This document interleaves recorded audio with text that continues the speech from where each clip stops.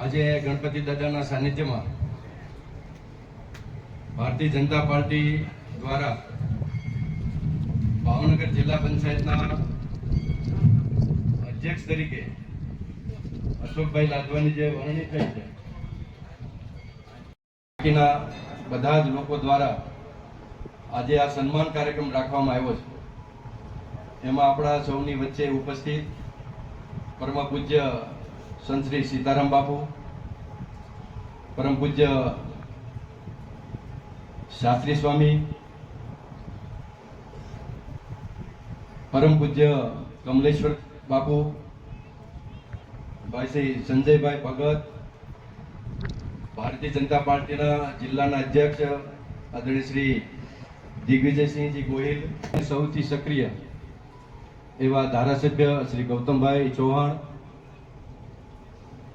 જેના સન્માન માટે આપણે સૌ ઉપસ્થિત થયા છીએ એવા જિલ્લા પંચાયતના નવનિયુક્ત પ્રમુખ શ્રી અશોકભાઈ લાદવા, પાલીવાલ બ્રહ્મ સમાજના અધ્યક્ષ ભાઈ શ્રી મહેન્દ્રભાઈ બારિયા, અને પાછળ બેઠેલા સૌ મહાનુભાવો, જિલ્લા તાલુકાના સૌ આગેવાનો, ચૂંટાયેલા સૌ લોકપ્રતિનિધિઓ અને અશોકભાઈના સન્માન માટે ઉપસ્થિત થયેલા સૌ વડીલો, યુવાનો, મિત્રો અને બહેનો,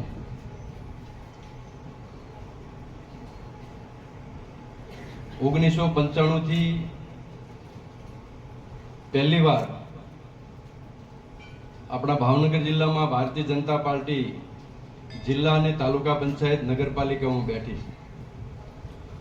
વચ્ચે 6 અને 6 બે વખતનો સમય બાદ કરતા સળંગ ભારતીય જનતા પાર્ટી શાસનમાં રહી છે. આપણે સૌ આભાર માનીએ ભારતીય જનતા પાર્ટીનો. અહીં બેઠેલા મહાનુભાવો ભાઈ શ્રી દિગુભા, ગૌતમભાઈ અને પ્રદેશ ભારતીય જનતા પાર્ટીનું શીર્ષ નેતૃત્વ કે જેણે આપણા ઉપર એટલે અહીં બેઠેલા પાલીવાલ બ્રહ્મ સમાજ ઉપર જે ભરોસો મૂક્યો. અશોકભાઈ બીજા નંબરે આવે છે, સાંભળજો બીજી વાર. ભાવનગર જિલ્લાની અંદર પાલીવાલ બ્રહ્મ સમાજ ઉપર પાર્ટીએ જે ભરોસો મૂક્યો અને એના આધાર ઉપર અશોકભાઈને આજે જિલ્લા પંચાયતની અંદર પ્રમુખ પદે આ સમાજને પહેલી વાર જિલ્લા પંચાયતના પંચાયતી રાજની સ્થાપના થઈ પહેલી વાર બેસાડ્યા છે. એ બદલ જિલ્લા ભાજપના પ્રમુખ જીગુભા, ધારાસભ્ય શ્રી ગૌતમભાઈ અને પ્રદેશના આપણા સૌ ભારતીય જનતા પાર્ટીના અધ્યક્ષથી લઈને સૌ સિનિયર આગેવાનોનો આ તકે આભાર માનું છું. અહીં અશોકભાઈના સન્માન માટે ભેગા થયા છે. આપણે સંતોના આશીર્વાદ લેવા છે. આપણે તો અવારનવાર ભેગા થતા રહીએ છીએ અને આપણે વાતો થતી હોય છે, એટલે વધારે મારે કાંઈ કહેવું નથી. પણ આપણા સૌના સમાજના આશીર્વાદ અશોકભાઈને મળે અને જે એને 2.5 વર્ષનો સમય કાર્યકાળ જે મળ્યો છે, એ સમય દરમિયાન આ જિલ્લાના પંચાયત દ્વારા જે થતા હોય એવા વિકાસના કામો અને છેવાડાના માણસ એટલે જે ગરીબમાં ગરીબ માણસ છે ત્યાંથી લઈને સરકાર દ્વારા અને પંચાયત દ્વારા જે કઈ વિવિધ લાભો એને મળવાના છે અને વિવિધ યોજનાઓનો લાભો નીચે સુધી પહોંચે એના માધ્યમ તરીકે અશોકભાઈ કામ કરી અને 2.5 વર્ષ દરમિયાન એવું કામ કરે કે આપણા સમાજના દરેક વ્યક્તિએ ઊંચો કોલર રાખી અને આપણે નીકળી શકીએ અને બીજી વખત ભારતીય જનતા પાર્ટી પાછી આ સમાજ ઉપર બીજો ભરોસો મૂકે ને વિશ્વાસ મૂકે. આ વિશ્વાસ અને ભરોસો ટકાવી રાખવો એ અહીં બેઠેલા આપણા સૌના શિરે છે, આપણા સૌની જવાબદારી છે. આવતા દિવસોની અંદર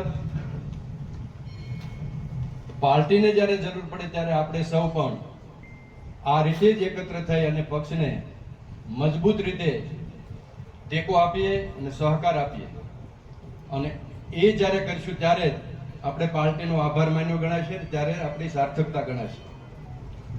આજે 39 વર્ષની ઉંમર છે અશોકભાઈની. આ નાની ઉંમરમાં ભારતીય જનતા પાર્ટી આવડો મોટો ભરોસો આપણી પર મૂક્યો કે જિલ્લા પંચાયતના પ્રમુખ તરીકે અત્યાર સુધીના ઇતિહાસમાં સૌથી નાની ઉંમરે આ વ્યક્તિને બેસાડી. ત્યારે એમની તો જવાબદારી ખૂબ વધે છે, એની સાથોસાથ આપણા સૌની પણ જવાબદારી વધે છે કે આપણે પણ સારા કામો માટે કાયમિક માટે એની પાસે જઈએ, પરંતુ એમને ના પાડવી પડે અથવા તો એને કે સમાજના કોઈ આગેવાનને નીચું જવું પડે એવા કામો લઈને આપણે પણ ન જઈએ, જેથી કરીને બાકીના કામમાં એને સમય મળે.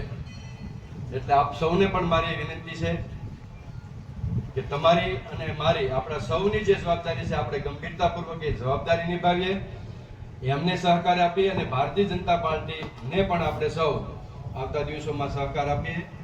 આટલી વિનંતી. અસ્તુ. ધન્યવાદ. ભારત માતા.